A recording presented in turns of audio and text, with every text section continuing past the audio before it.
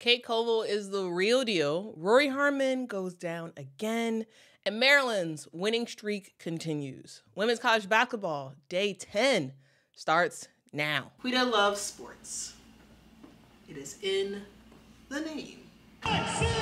Five! Texas! Five! Texas!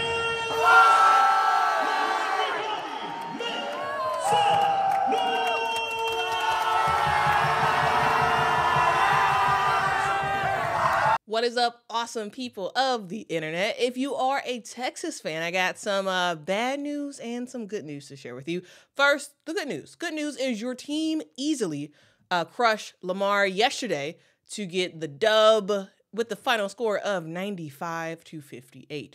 In that game, we saw Texas playing some fantastic defense, forcing Lamar into 28 turnovers, guys, ultimately turning that into 41 points.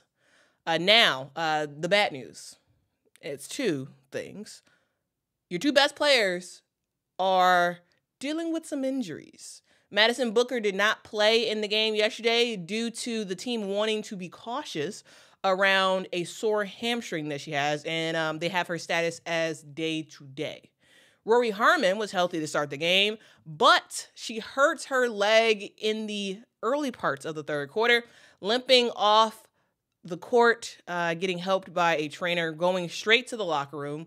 Ultimately, she was in the locker room for a while until she eventually returned back into the game, getting back in the fourth quarter, which, yes, is a good sign, but that could have been adrenaline. Remember, guys, she did tear her ACL last year, and that was the same leg that she kind of tweaked when she went to the locker room. So, going forward, Texas might want to be very, very, very careful when it comes to Rori Harmon because they absolutely need her on the court, not just for her offense, but for her defense as well.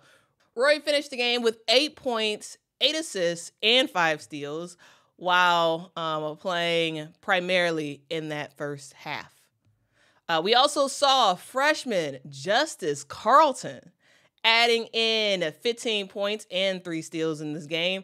Texas's next game is on Sunday at DePaul. And remember, guys, this is going to be an official awesome people of the internet in real life hangout. So if y'all are in the Chicagoland area, I highly recommend y'all go to the game, get you some tickets, and we're gonna watch the game together. DePaul versus Texas. Texas, of course, is gonna kill them, but we're gonna watch it together. We're gonna have a good time. So make sure to get your tickets, go to the game. It's assigned seating, but it should be kind of loose in terms of it should be ample space, so we can move to a common area and just hang out, watch the game, and talk about some basketball. Also, so that game is on Sunday. On Saturday, it's Chicago State versus Arizona at Chicago State. That is another IRL hangout. So join me for that. That one's on Saturday, and then DePaul's on Sunday. If you have to choose one or the other, highly recommend you choose Chicago State. They just don't have as much fan support at all compared to DePaul. So come out and support Chicago State. All right. Anyway, go to my community tab for more info on that. Okay, let's continue on. Notre Dame continues to dominate. This time taking down James Madison. The final score of that game was 92-46. And once again, we see the dynamic duo of Hannah Hidalgo and Olivia Miles. Guys, it is a sight to behold.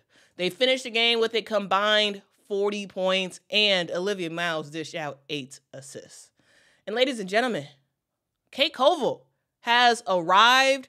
She is looking good for Notre Dame. She looked good in those first 2 games, but yesterday, y'all, Kate was firing from all cylinders, finishing the game with a very, very efficient 14 points. She also grabbed 16 rebounds and blocked 6 shots.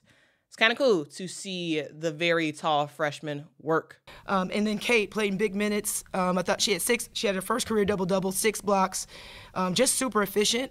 I think the physicality of the game, she's getting more comfortable.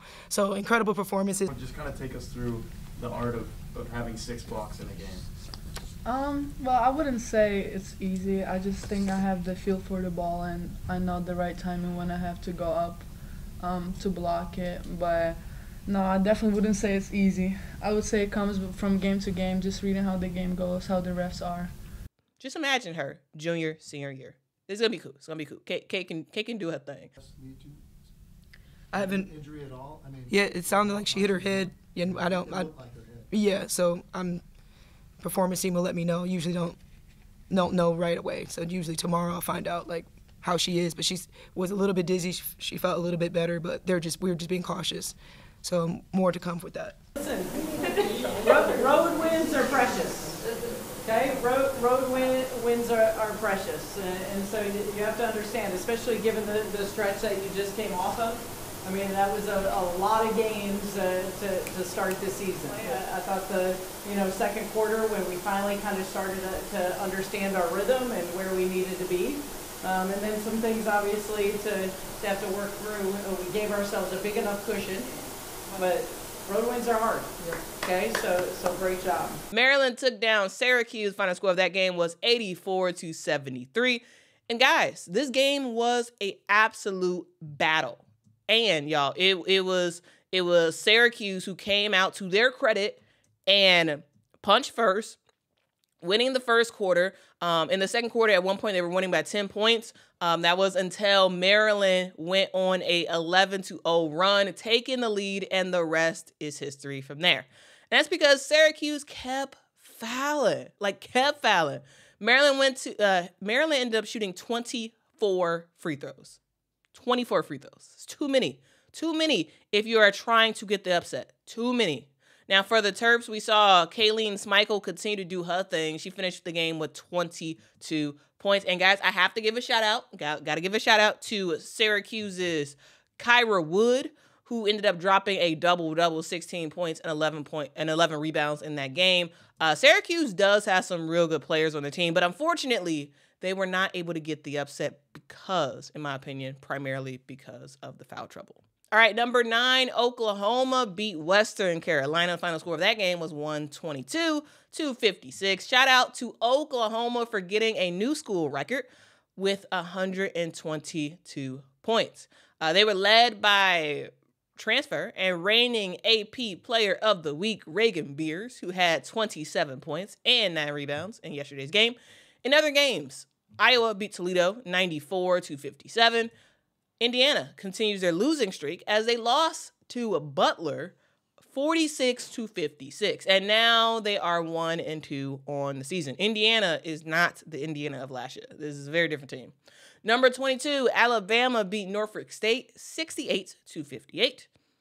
And number 24, Stanford took down UC Davis 69-56. Now, guys, that is the video. Thank y'all so much for rocking with me. Guys, we have been doing this every single day. You know, we're gonna keep it going. We're gonna keep it going for as long as possible. It takes a lot of work to make these recaps happen.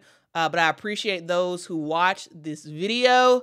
Hopefully, you know, the goal is to continue to grow this thing and make it really awesome, because there's a lot of people who don't know about a lot of these games that happen. And so it is my job to make sure you're aware and show you some highlights and talk about it that way. All right, guys, thank y'all so much. And hit that like, hit that subscribe, and I will see y'all in the next one. Goodbye.